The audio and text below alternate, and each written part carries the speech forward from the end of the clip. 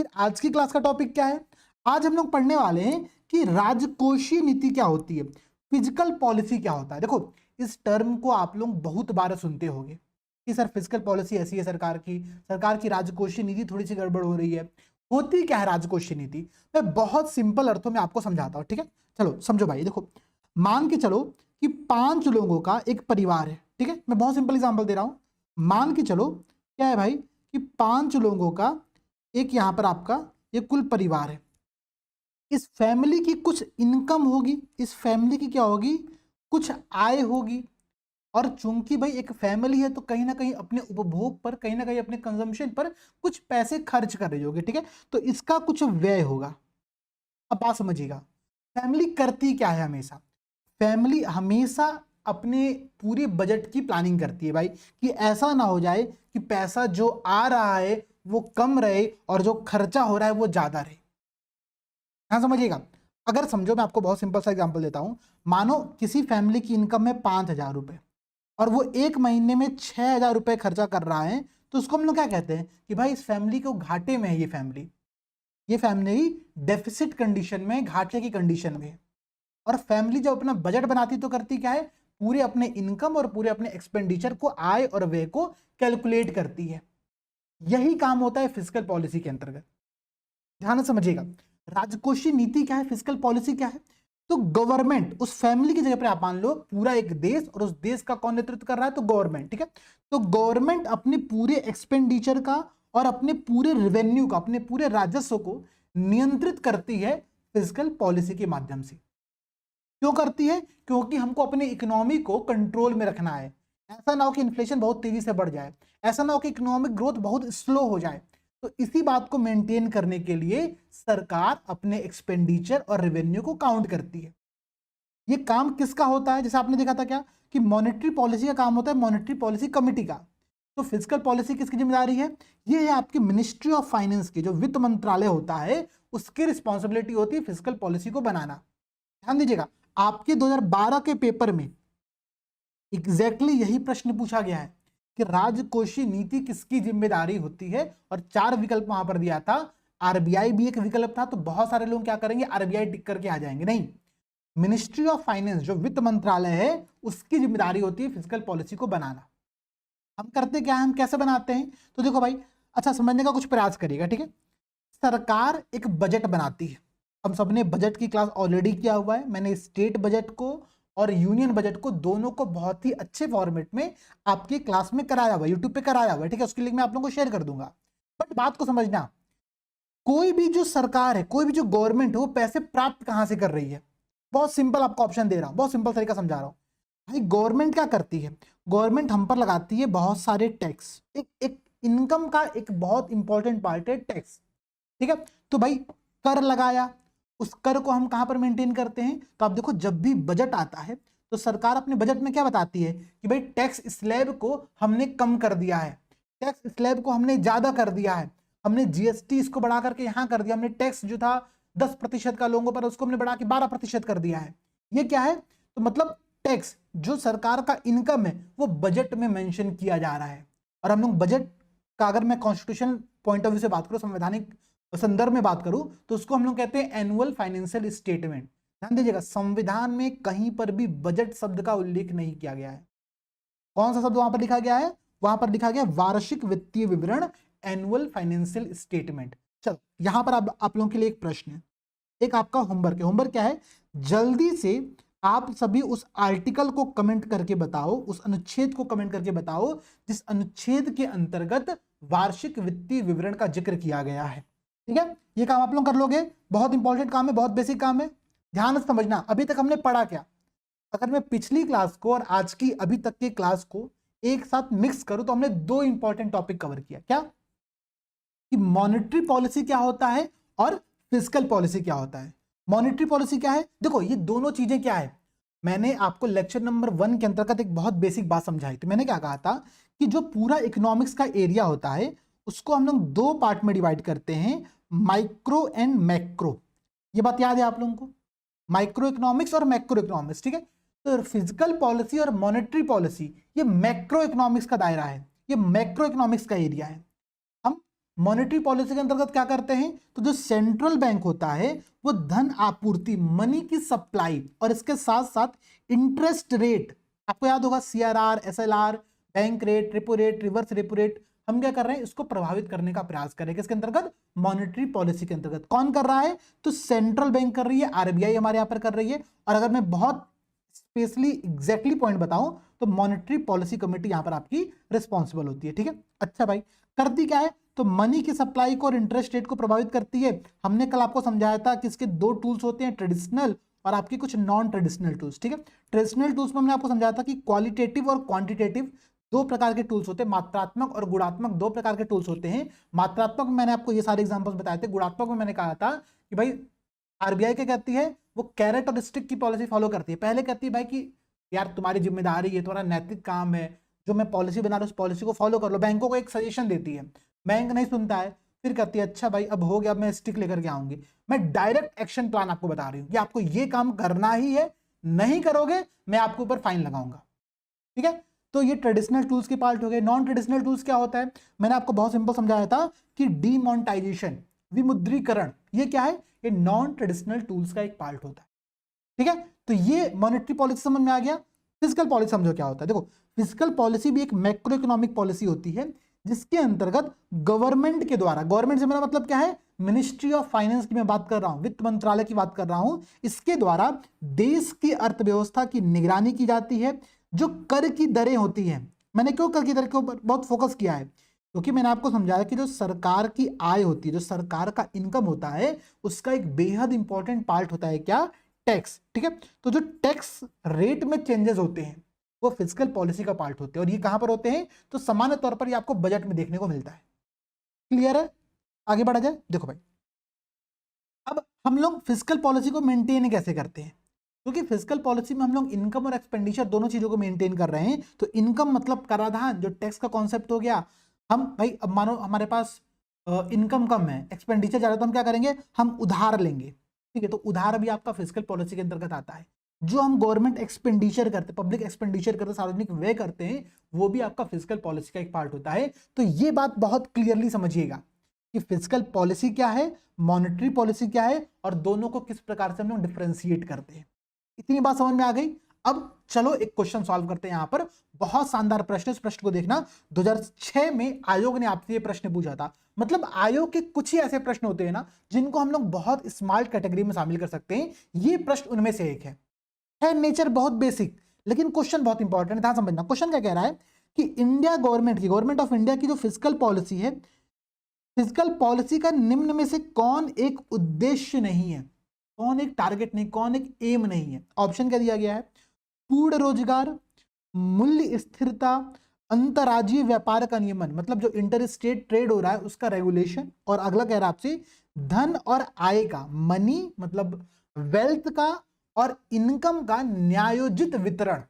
ठीक है, मतलब क्या, जो आपका इक्वल डिस्ट्रीब्यूशन होता है वेल्थ की, उसकी बात डी विकल्प में कही गई है। तो आपको यह बताना है कि फिजिकल पॉलिसी का, राजकोषीय नीति का निम्नलिखित में से कौन सा टारगेट नहीं होता है। मैंने अभी तक आपको क्या समझाया, मैंने समझाया ये भाई कि फिजिकल पॉलिसी हम बनाते क्यों हैं, हम अपने एक्सपेंडिचर और अपने इनकम को मेंटेन करने के लिए बनाते हैं। हम कैसे मेंटेन करते हैं, तो भाई हमको अपना एक्सपेंडिचर बढ़ाना हो तो हम क्या करेंगे, हम रोजगार प्रदान करेंगे। ठीक है, तो फिजिकल पॉलिसी का पार्ट है। हम टैक्स रेट को कंट्रोल करेंगे, हम एक्सपेंडिचर को कंट्रोल करके क्या कर रहे हैं, हम इन्फ्लेशन पर भी इंपैक्ट डाल रहे हैं। ठीक है, तो मूल्य स्थिरता भी यहीं पर आ रही है, प्राइस स्टेबिलिटी भी आपको फिजिकल पॉलिसी का एक पार्ट देखने को मिलेगा। ठीक है, लेकिन इसमें कहीं पर भी इंटर स्टेट ट्रेड की बात नहीं की गई है, अंतर्राज्यीय व्यापार की बात नहीं किया गया है। तो यही वो चीज है जो कि फिजिकल पॉलिसी का पार्ट नहीं होगा। ठीक है, और समझो भाई, हम टैक्स क्यों लगाते हैं, हम भाई कह रहे थे कि भाई कि जीएसटी के लग्जरी प्रोडक्ट पर हम 28% टैक्स लेंगे। क्यों, क्योंकि हम वेल्थ का इक्वल डिस्ट्रीब्यूशन पर फोकस करते हैं। ध्यान समझिएगा, ये बात मैं नहीं कह रहा हूं। अगर मैं आपको वर्ल्ड बैंक का एक स्टेटमेंट समझाऊं, एक स्टेटमेंट पढ़ाऊं, तो वर्ल्ड बैंक खुद कहती है, क्या कहती है, कि ये जो पॉलिसी, जो फिजिकल पॉलिसी होती है, व्यापक आर्थिक स्थिरता को सहारा देती है। ठीक है, बहुत बड़े स्तर पर इकोनॉमिक स्टेबिलिटी को प्रमोट करती है, और इसके साथ साथ ये डेवलपमेंट को प्रोत्साहित करती है, गरीबी कम करने में मदद करता है। देखो बजट का एक बहुत इंपॉर्टेंट पार्ट होता है कि जो हमारा वल्नरेबल सेक्शन है हम उस पर भी काम करें, जो हमारा सुभेद्य वर्ग है हम उस पर भी काम करें, ठीक है। तो फिस्कल पॉलिसी के अंतर्गत ही गरीबी कम करने पर भी काम किया जाता है। करों से जो हम टैक्स लगाते हैं, उस टैक्स से हम क्या करते हैं, हम उसे इसेंशियल जो सर्विसेज है, ध्यान समझिएगा, टैक्स लगा करके हम जो इसेंशियल सर्विसेज है उसको उसको सुनिश्चित करते हैं। भाई हमने सब पर टैक्स लगाया, पैसे जो प्राप्त हुए हमने उससे क्या किया, हमने उससे इंफ्रास्ट्रक्चर का निर्माण किया, हमने उससे हॉस्पिटल बना दिया, हमने उससे स्कूल बना दिया, हमने क्या किया, हमने मनरेगा के तहत उससे जॉब क्रिएट कर दी। तो ध्यान से समझना, फिस्कल पॉलिसी का ये सब भी पार्ट आपका होता है। और ये मैं नहीं कह रहा हूं, ये वर्ल्ड बैंक कह रहा है। वर्ल्ड बैंक के अगर आप साइट पर जाओगे तो आपको यही एग्जैक्ट डेफिनेशन देखने को मिलेगी, ठीक है। प्लस इन सब के माध्यम से हम यहां पर इस बात पर फोकस करते हैं कि न्यायपूर्ण और अधिक समान समाज, इक्वल सोसाइटी का निर्माण यहां पर हम लोग कर सके, जहां पर वेल्थ का डिस्ट्रीब्यूशन इक्वली फॉर्मेट में, ठीक है। तो फिस्कल पॉलिसी का पूरा उद्देश्य आप लोग समझिएगा। अभी तक हमने बहुत सिंपल चीजों को समझा है, हमने 2 क्वेश्चन यहां पर देखा और उस क्वेश्चन के साथ साथ हमने फिस्कल पॉलिसी के पूरे कॉन्सेप्ट को समझा। अब समझना, मैंने आपको क्या कहा कि हम कर क्या रहे हैं यहां पर, तो हम जो गवर्नमेंट की प्राप्तियां, जो गवर्नमेंट के रिसिप्ट्स हैं, ठीक है, प्लस जो गवर्नमेंट के एक्सपेंडिचर, जो गवर्नमेंट के व्यय हैं, इसको हम लोग देखते हैं। तो ध्यान से समझना, प्राप्तियों को, रिसिप्ट को और एक्सपेंडिचर को, दोनों को हम लोग 2 पार्ट में डिवाइड करते हैं। ये डिफरेंस आपको समझना पड़ेगा और ये बहुत बहुत कॉन्सेप्चुअल चीज है, ठीक है। एक बार समझ जाओगे दोबारा कभी कंफ्यूजन आएगा ही नहीं। क्या बात डिफरेंस है, हम प्राप्तियों को और व्यय को, दोनों को राजस्व और पूंजी, रेवेन्यू और कैपिटल, इन 2 फॉर्मेट में डिवाइड करते हैं। जैसे कि राजस्व प्राप्तियां, रेवेन्यू रिसिप्ट आपका हो गया, फिर आपका कैपिटल रिसिप्ट हो गया, ठीक है। इसी प्रकार से आप देखोगे तो रेवेन्यू एक्सपेंडिचर हो गया और कैपिटल एक्सपेंडिचर हो गया। अब ये होता क्या है भाई, एक नाम तो आपको पहले से पता होगा, कैपिटल। कैपिटल का मतलब क्या, पूंजी। पूंजी का मतलब कोई संपत्ति। ध्यान से समझना, वो प्राप्ति, सरकार का वो इनकम, सरकार के पास आने वाला वो पैसा, जो पैसा सरकार के ऊपर किसी प्रकार की लायबिलिटी को जन्म दे अथवा सरकार की संपत्ति में किसी प्रकार की कमी करे। ध्यान से समझना, कैपिटल रिसिप्ट का मतलब क्या है, कैपिटल रिसिप्ट का मतलब यह है कि वो रिसिप्ट का हिस्सा जो सरकार के ऊपर किसी प्रकार की लायबिलिटी को जन्म दे रहा है, देयता को जन्म। देयता क्या होती है, मैंने आपको कल क्लास में समझाया था ना, जब मैं आपको एनडीटीएल समझा रहा था, मैंने आपको क्या कहा था, देखो देयता का मतलब ये होता है कि सरकार को वो पैसा वापस करना पड़ेगा, ठीक है। तो कैपिटल रिसिप्ट कौन सी है, सरकार के पास आने वाला वो पैसा जो सरकार को वापस करना होगा, उसको हम लोग कहते हैं कैपिटल रिसिप्ट का पार्ट। प्लस इसके साथ साथ ये भी हो सकता है कि सरकार की संपत्ति में, सरकार के वेल्थ में, सरकार के कैपिटल में किसी प्रकार की कमी को उत्पन्न कर रहा हो। कैसे, एग्जाम्पल के तौर पर समझने का प्रयास करो। जैसे कि अब भाई मैंने कहा कि सरकार के ऊपर लायबिलिटी क्रिएट हो रही है, कैसे क्रिएट होगी, सरकार ने क्या किया भाई, सरकार को, ठीक है, कोई फ्री लैपटॉप डिस्ट्रीब्यूट करना था, ठीक है भाई, अब इलेक्शन आ रहा है, चीजें फिर से उस फेज में आएंगी। सरकार क्या कहेगी, सरकार कहेगी एक काम करो, 10,000 करोड़ रुपया, ठीक है, 10,000 करोड़ रुपया कहीं से ऋण ले लो। लिया तो गया है ऋण के फॉर्मेट में ना, है सरकार की प्राप्ति, सरकार को ये पैसे मिले, लेकिन सरकार को ये पैसे वापस भी करने पड़ेंगे। इसका मतलब है कि सरकार के ऊपर लायबिलिटी क्रिएट कर रहा है। तो किसी भी प्रकार में, किसी भी प्रारूप में, किसी भी फॉर्मेट में सरकार के द्वारा लिया गया जो डेप्ट है, जो ऋण है, उसको हम लोग कैपिटल रिसिप्ट का हिस्सा मानते हैं। और समझो भाई, मैंने आपसे क्या कहा था कि सरकार की संपत्ति में किसी प्रकार की कमी उत्पन्न कर रहा हो। कमी कैसे आ रही है भाई, गवर्नमेंट की बहुत सारी कंपनियां हैं, आप देखो ना, IOCL, कोल इंडिया लिमिटेड, ONGC, HPCL, ठीक है, ये सब क्या है, हिंदुस्तान एरोनॉटिक्स लिमिटेड, ये सब गवर्नमेंट की कंपनियां हैं। तो अगर गवर्नमेंट अपनी कंपनियों की को डिसइन्वेस्टमेंट करे, या फिर क्या करे, अपने शेयरों को बेचे प्राइवेट कंपनियों को, या फिर कंपनियों की कोई संपत्ति हो उसको हम बेच रहे हैं, जैसे मानो कोई जमीन था सरकार के पास, रेलवे की बहुत सारी प्रॉपर्टी थी, रेलवे ने कहा कि हम उस जमीन को बेच रहे हैं। बेचने के बाद सरकार के पास आया पैसा, लेकिन पैसा क्यों आया है, क्योंकि सरकार की संपत्ति में कमी हुई है। सरकार ने कोई भवन बेच दिया अपना, आया है उसके पास पैसा, लेकिन वो पैसा कैसा है, वो पैसा वैसा है कि सरकार की प्रॉपर्टी में यहाँ पर कुछ ना कुछ कमी हुआ है, ठीक है। तो भूमि, भवन या अन्य किसी भी संपत्ति को बेचकर होने वाला जो रिसिप्ट होता है वो कैपिटल रिसिप्ट का पार्ट होता है। और समझना, सरकार अगर किसी पब्लिक कंपनी को, पब्लिक इंटरप्राइजेस को अगर प्राइवेटाइजेशन में दे रही है, निजीकरण में दे रही है, तो भाई किसी प्राइवेट कंपनी को देगी तो उससे पैसे लेगी, पैसे तो सरकार को मिले, सरकार का रिसिप्ट है वो, लेकिन किस प्रकार का रिसिप्ट है, तो सरकार की किसी प्रॉपर्टी में, सरकार की किसी वेल्थ में वो कमी उत्पन्न करने के पश्चात आया है। इतनी बातें समझ रहे हो ना आप लोग?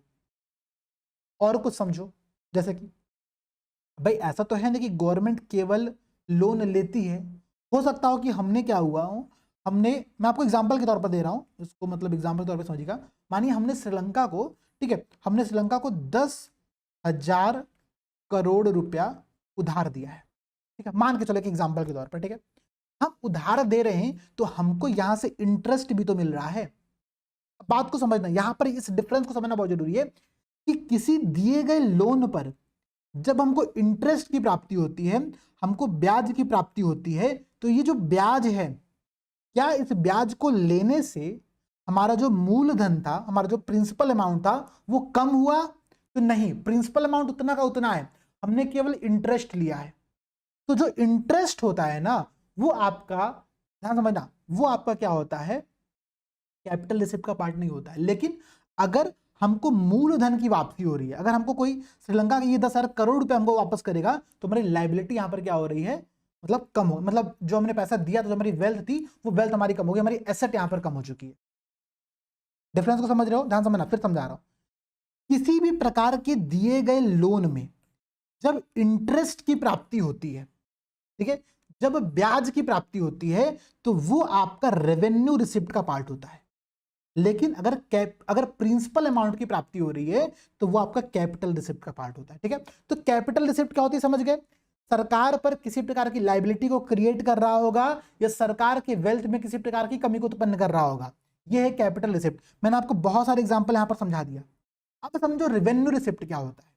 तो सरकार की वो प्राप्ति जो कि सरकार के ऊपर किसी प्रकार की लाइबिलिटी क्रिएट नहीं कर रही है और ना ही सरकार के वेल्थ में किसी प्रकार की कमी को उत्पन्न कर रहा है, उसको हम लोग कहते हैं रेवेन्यू रिसिप्ट। मैं आपको एक बहुत सिंपल एग्जांपल देता हूं, ध्यान समझना। भाई भाई दो दो व्यक्ति हैं, ठीक है, दो व्यक्ति हैं। एक व्यक्ति क्या कर रहा है, अपने गांव की सारी प्रॉपर्टी को बेच बेच करके ऐश की जिंदगी जी रहा है, और दूसरा व्यक्ति क्या है, उसके पास वो प्रॉपर्टी पूरी की पूरी सुरक्षित रखी हुई है, वो कुछ पैसे कमा रहा है, ठीक है, वो कुछ पैसे क्या कर रहा है, इनकम के तौर पे कमा रहा है, सैलरी के तौर पे कमा रहा है, और उस पैसे से अपना काम चला रहा है। अच्छा कंडीशन में कौन है? अच्छा कंडीशन में वो है जो अपनी कैपिटल को सुरक्षित रखा हुआ। तो हम क्यों रिसिप्ट को दो पार्ट में मेजर करते हैं? क्योंकि हमको भी तो पता चले कि सरकार ऐसा तो नहीं कर रही कि अपनी ही संपत्ति को बेच बेच करके सरकार पूरा पैसा डिस्ट्रीब्यूट कर रही है लोगों में कि भाई तुम लैपटॉप ले लो, तुम स्कूटी ले लो, तुम एयर फ्रायर ले लो। इलेक्शन के टाइम में फ्रीबीज बांटती है सरकार, तो वो क्या फ्रीबीज इस प्रकार से बांटे जा रहे हैं? क्या गवर्नमेंट अपने खर्चों की पूर्ति के लिए अपनी संपत्ति को बेच रही है? जैसे पाकिस्तान में क्या है, आपने देखा होगा, पाकिस्तान में एक बार न्यूज आया था कि पाकिस्तान में प्रेसिडेंट आवास की बहुत सारी संपत्तियां बेची जा रही थी, क्यों? सरकार के पास पैसा नहीं था।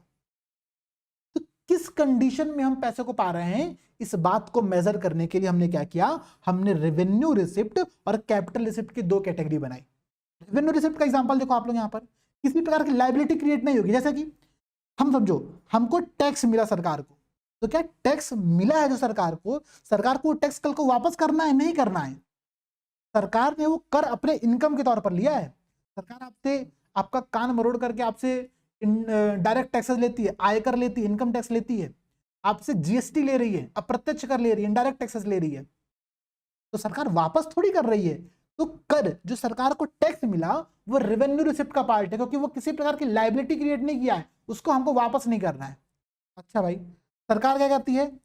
सरकार जुर्माना आपके ऊपर लगाती है। कैसा जुर्माना? भाई आप ट्रैफिक रूल्स को फॉलो नहीं कर रहे हो, सरकार ने आप पर फाइन लगाया, ठीक है, आप कोई और रूल फॉलो नहीं करो, आपने, सरकार ने आपके ऊपर फाइन लगाया, तो जो सरकार जुर्माना के तौर पर पैसे प्राप्त करती है, उस पैसे को भी हमको वापस नहीं करना होता है। तो जुर्माना क्या हुआ? रेवेन्यू रिसिप्ट का पार्ट हो गया। और समझिए आप लोग ध्यान से, जो पब्लिक सेक्टर की कंपनियां हैं, ठीक है, वो मानो प्रॉफिट में है, बहुत सारी पब्लिक सेक्टर कंपनी प्रॉफिट में होती है क्योंकि बहुत अच्छा कर रही होती है। तो सार्वजनिक क्षेत्र की कंपनी जब लाभ की कंडीशन में होती है, प्रॉफिट की कंडीशन में होती है, तो वो अपने प्रॉफिट का जो हिस्सा होता है अपने शेयर होल्डर के मध्य में डिस्ट्रीब्यूट करती है। आपको एग्जांपल देता हूं, जैसे मानो अगर आपने शेयर मार्केट के थ्रू अपने कई सारी कंपनियों के शेयर लिए होंगे, तो जैसे मानो मैं आपको एग्जांपल देता हूं, मानो अगर मैंने steel authority of India limited का सेल का मैंने शेयर खरीद के रखा है, ठीक है। मानो मैंने 100 शेयर लिया, उन 100 शेयर पर मुझे ये पता है कि ये कंपनी चूंकि प्रॉफिट में थी, तो मैं भी तो शेयर होल्डर उस कंपनी का, तो प्रॉफिट में मेरा भी हिस्सा बनता है। तो सेल क्या करती है, प्रत्येक शेयर के अकॉर्डिंग मुझे मेरा डिविडेंड देती है, मुझे लाभ का एक हिस्सा देती है, जिसको हम लाभांश कहते हैं।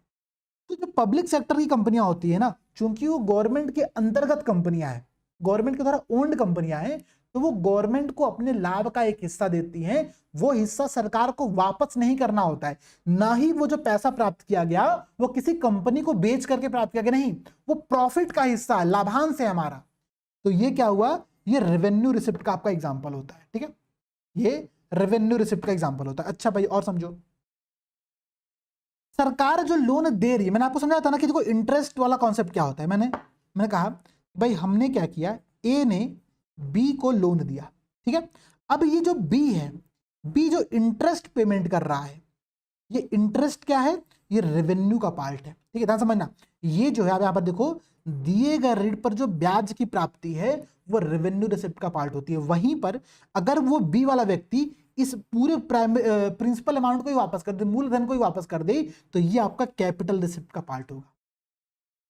दोनों में डिफरेंस समझ में आ रहा है, बहुत इंपॉर्टेंट डिफरेंस है, ठीक है। इसके अलावा सरकार क्या कहती है हमसे, सरकार हमको वाटर सप्लाई करती है उसका टैक्स लेती है, सरकार हमको इलेक्ट्रिसिटी देती है उसका टैक्स लेती है, सरकार हमसे रोड टैक्स लेती है, सरकार हमसे टोल टैक्स लेती है, सरकार हमसे भी पता नहीं फास्ट टैग 50 चीज तो और लेने लगी है वहां पर, ठीक है। तो सरकार जो भी हमको सर्विसेज प्रोवाइड करती है उसके बदले में हमसे सेवा शुल्क लेती है, और वो जो सेवा शुल्क होता है वो सरकार का इनकम होता है। मैं आपसे क्या ले रहा हूं, मैंने कहा कि भाई 349 देकर के आप मेरी सर्विस ले सकते हो कि भाई आपको मैं यहाँ पे क्लासेस प्रोवाइड कराऊंगा, तो हमारे यहाँ इनकम है, हमने कोई संपत्ति नहीं बेची, हमारे कोई लाइबिलिटी नहीं क्रिएट हुआ।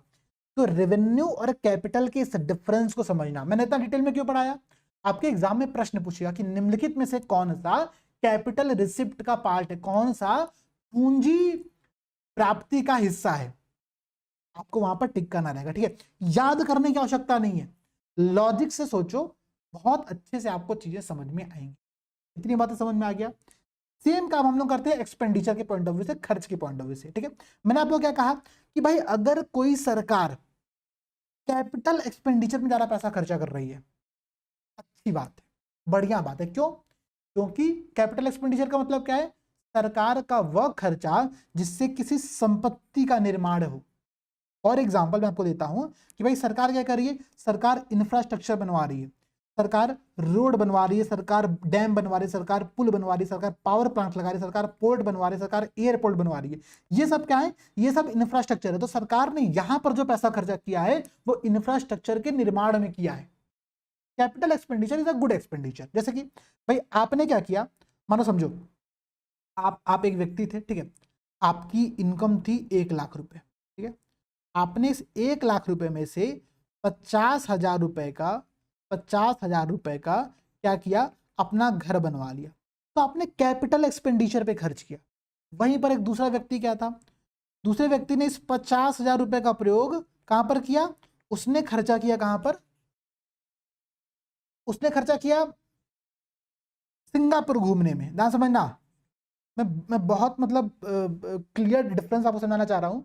50,000 रुपए उसने सिंगापुर घूमने पे खर्चा किया, यहां पर कोई संपत्ति का निर्माण नहीं हुआ, तो ये जो पैसा खर्चा हो रहा है ना सिंगापुर में, ये रेवेन्यू एक्सपेंडिचर है, ये गड़बड़ खर्चा होता है, क्योंकि ये आपके संपत्ति का निर्माण नहीं करता। वहीं पर जिस व्यक्ति ने, जिसने स्मार्ट पैसा यूज खर्चा किया, उसने 50,000 की संपत्ति बना ली, अब ये संपत्ति बाद में उसको कुछ रिटर्न भी देगी, उसको कुछ रिटर्न पैसा भी देगी, तो ये प्रॉफिट की बात है, ठीक है।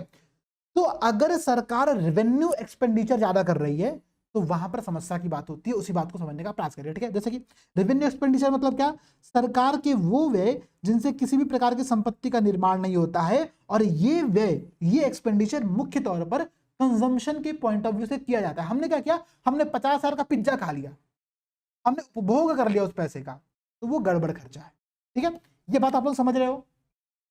आई होप कि ये टॉपिक आप लोगों को समझ में आ रहा होगा। ठीक है, ध्यान देना। मैं चाहता हूं कि कमेंट सेक्शन में आप लोगों के कमेंट खूब ढेर सारे हैं। ठीक है, जितने भी लोग इस क्लास को फॉलो कर रहे हो, कमेंट में मुझे एक, हर क्लास में आप लोग मुझे बताओ कि क्लास कैसी लग रही है, क्लास कैसी जा रही है, इकोनॉमिक्स समझ में आ रहा है, नहीं आ रहा है, क्या चीज चल रही है। ठीक है, ध्यान से समझना, मैं अपनी तरफ से पूरा एफर्ट देने को तैयार हूं यहाँ पर। अब देखो, रेवेन्यू एक्सपेंडिचर कुछ एग्जाम्पल दो।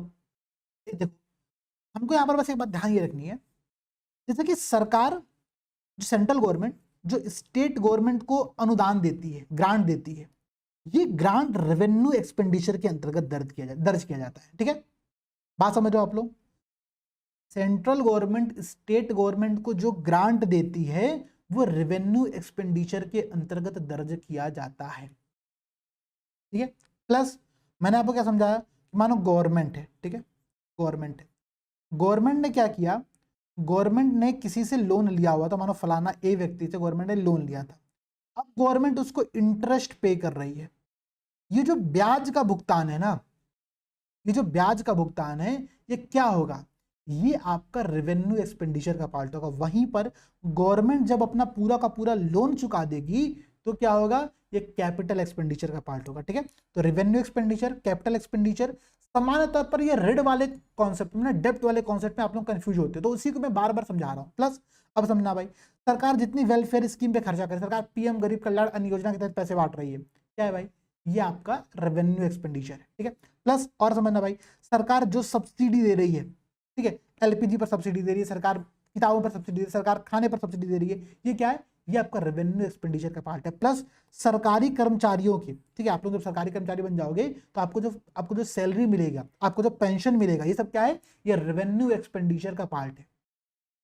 क्लियर? सरकार की संपत्तियों का रख रखाव में जो पैसा खर्चा होता है वो रेवेन्यू एक्सपेंडिचर का पार्ट होता है। सरकार, अभी आप देखो जम्मू कश्मीर में क्या तबाही, मतलब मानसून ने मचा के रखा हुआ, मतलब इतनी दर्दनाक वीडियोस आ रहे हैं कि पूछना नहीं है। ठीक है, मतलब भगवान जो भी जम्मू कश्मीर है सबका कल्याण करे, लेकिन समझना आप लोग, प्राकृतिक आपदाओं में सुरक्षा के पर्पज से जो पैसे खर्च किए जाते हैं वो रेवेन्यू एक्सपेंडिचर का पार्ट होते हैं। तो ये बातें आप लोगों को समझ में आ रही है कि रेवेन्यू एक्सपेंडिचर क्या है, कैपिटल एक्सपेंडिचर क्या है, रेवेन्यू रिसिप्ट क्या है, कैपिटल रिसिप्ट क्या है, यही डिफरेंस आप लोगों को समझना है। ठीक है, और हम लोग क्या समझिएगा, हम लोग जहां पर revenue receipt, capital receipt, revenue expenditure, capital expenditure सबको कैलकुलेट करते हैं और काउंट करते हैं, इसी को हम लोग कहते हैं बजट। ठीक है, वार्षिक वित्तीय विवरण, एनुअल फाइनेंशियल स्टेटमेंट। मैंने आप सबसे आर्टिकल पूछा था, आई होप कि आप सबने आर्टिकल कमेंट करके बता दिया होगा। ठीक है, इतनी बातें समझ गए? अब ध्यान देना भाई, कोई व्यक्ति पैसा कमा रहा है और कोई व्यक्ति पैसा खर्चा कर रहा है, तो उसके बीच में एक गैप तो आएगा ही ना, सिंपल सी बात है। अगर व्यक्ति कमा ज्यादा रहा है, व्यक्ति की प्राप्ति ज्यादा है और व्यक्ति का एक्सपेंडिचर कम है, तब तो भाई बहुत बढ़िया बढ़िया बल्ले बल्ले कंडीशन है। व्यक्ति क्या है, व्यक्ति पॉजिटिव केस में यहां पर चल रहा है, बहुत अच्छा चल रहा है सब कुछ। ठीक है, व्यक्ति अपने पैसे को सेव करता जा रहा है। लेकिन जब हम देश के तौर पर बातें करते हैं तो देश के तौर पर, सामान्य तौर पर क्या होता है कि भाई प्राप्तियां हमारी कम होती हैं, ठीक है, हमारा रिसिप्ट कम होता है, लेकिन हमारा जो व्यय है, जो हमारा एक्सपेंडिचर है, वो ज्यादा होता है। इस कंडीशन में सरकार क्या होती है, हमेशा घाटे में होती है, डेफिसिट में होती है। समझ रहे हो? डेफिसिट, घाटा क्या होता है, जब गवर्नमेंट का एक्सपेंडिचर गवर्नमेंट के रिसिप्ट से ज्यादा हो तो हम गवर्नमेंट को डेफिसिट में मानते हैं। डेफिसिट के कई सारे फॉर्मूला हम लोग देखते हैं, कई सारे टर्म्स हम लोग सुनते हैं, जैसे कि आप सुनते हो फिजिकल डेफिसिट, आप सुनते हो यहाँ पर रेवेन्यू डेफिसिट, आप सुनते हो प्राइमरी डेफिसिट और आप सुनते हो इफेक्टिव रेवेन्यू डेफिसिट। ये चारों टर्म क्या होते हैं इनको मैं समझाऊंगा इसलिए क्योंकि जब भी हम लोग बजट पढ़ते हैं तो उस बजट में इन चारों के संदर्भ में गवर्नमेंट की आंकड़ा देखते हैं। सरकार बताती है कि हमारा राजकोषीय घाटा कितना प्रतिशत है, हमारा प्राथमिक घाटा प्राइमरी डेफिसिट कितना प्रतिशत है, हमारा इफेक्टिव रेवेन्यू डेफिसिट कितना है, तो ये सारे आंकड़े वहां पर दिए जाते हैं। तो आंकड़ों को समझने के लिए कॉन्सेप्ट को समझना जरूरी है, कॉन्सेप्ट को समझते कई बार आपके एग्जाम में प्रश्न ऐसे पूछा, ध्यान समझना, प्रश्न क्या पूछेगा आपके एग्जाम में, आपको प्रश्न दिखाता हूँ। ठीक है, प्रश्न डायरेक्टली ऐसे पूछता क्या कि यदि सकल राजकोषीय घाटे में से, अगर फिजिकल डेफिसिट में से, ग्रॉस फिजिकल डेफिसिट में से इंटरेस्ट पेमेंट को निकाल दिया जाए तो जो शेष बचेगा उसको क्या कहा जाएगा। ठीक है, 4 प्रकार का डेफिसिट का यहाँ पर आपको एग्जांपल दिया गया। प्रश्न आपसे पूछेगा कि अगर हम लोग रेवेन्यू डेफिसिट में से कैपिटल फॉर्मेशन में जो पैसा खर्चा हुआ, जो जो हमने ग्रांट दिया था, सब्सिडी दी थी, अगर हम उसको हटा दें तो जो बचेगा उसको हम लोग क्या कहेंगे। और ये सारे प्रश्न आपके पीआरक्यू में ऑलरेडी पूछा गया, ठीक है। तो डेफिसिट वाला चैप्टर बेहद इंपॉर्टेंट है, ध्यान से समझना। अब मैं फिर से समझा रहा हूं, ठीक है। देखो 4 प्रकार का डेफिसिट हमने देखा। हमने क्या देखा, सबसे पहला डेफिसिट था फिजिकल डेफिसिट, राजकोषीय घाटा। हम पढ़ क्या रहे हैं, हम पढ़ राजकोषीय नीति, फिजिकल पॉलिसी। मतलब फिजिकल फिजिकल दोनों में आपको फिजिकल टर्म दिख रहा है, ठीक है। मतलब जो ये फिजिकल डेफिसिट है, जो राजकोषीय घाटा है, ये सबसे बड़ा चीज होता है। तो सरकार का जो कुल खर्चा है और जो कुल प्राप्ति है, मतलब यहां पर मैं टोटल एक्सपेंडिचर और टोटल रिसिप्ट की बात कर रहा हूं, इन दोनों के मध्य में जो डिफरेंस है उसको हम लोग कहते हैं फिजिकल डेफिसिट। अब ध्यान देना भाई, ध्यान से इस बात को समझना। देखो आपको पता है कि सरकार का रिसिप्ट कम था, सरकार का एक्सपेंडिचर ज्यादा था, ठीक है। लेकिन सरकार का खर्चा तो हो रहा है ना। जैसे कि मैं आपको एग्जांपल देता हूं, मानो मानो आपकी प्राप्ति थी 100 रुपए, लेकिन आप चले गए अपनी गर्लफ्रेंड के साथ कॉफी डेट पर, ठीक है। आपका पैसा खर्चा हो गया 500 रुपए। 500 खर्चा कहां से हुआ, 400 रुपए फिर निशान सर फोन करके रमन से मांगे कि भाई 400 रुपए मुझे थोड़ा सा उधार दे दो। हमने क्या किया, 400 रुपए उनको उधार दिया, खर्चा तो हुआ ना 500 रुपए। तो इसी प्रकार से सेम बात होती है, सरकार का भी भले रिसिप्ट कम होता है, लेकिन सरकार खर्चा तो कर रही है ना। तो खर्चा कहां से कर रही है, सरकार खर्चा कर रही है जितना इसके मध्य में डिफरेंस होता है उतना उधार लेकर के, ठीक है। तो फिजिकल डेफिसिट को पूरा करने के लिए इस एक्सपेंडिचर और रिसिप्ट के मध्य में जो डिफरेंस है, इसको पूरा करने के लिए हम लोग उधार लेते हैं। और ये उधार किसके बराबर होता है, तो फिजिकल डेफिसिट के बराबर होता है, राजकोषीय घाटा के बराबर होता है। राजकोषीय घाटा इस केस में कितना हो गया, यहां पर आपका हो गया 500 माइनस 100, ये आपका टोटल फिजिकल डेफिसिट है 400, ठीक है। बात समझ गए, कुल व्यय माइनस कुल प्राप्ति। और सरकार और निशान सर ने कितना उधार लिया था, तो 400 रुपए मुझसे उधार लिया था। तो जो फिजिकल डेफिसिट है वो लिए गए उधार के बराबर होता है। ये इस बात को दर्शाता है, इस बात को रिप्रेजेंट करता है फिजिकल डेफिसिट, कि सरकार को पूरा टोटल कितने उधार की आवश्यकता है। समझ गए, फॉर्मूला आपसे कोई पूछेगा तो क्या बताओगे, total expenditure minus total receipt, यही होता है आपका फिजिकल डेफिसिट। अब देखो कई बार समस्या क्या होती है, मैंने आपको बहुत बेसिक समझाया लेकिन अब समझना, कई बार समस्या ये होती है, मैंने क्या कहा कि total expenditure minus total receipt, ये आपका फिजिकल डेफिसिट के बराबर होता है। कई बार लोग क्या करते हैं ना, जो गलती करते हैं कि इस टोटल रिसिप्ट में उधार को भी शामिल कर लेते हैं।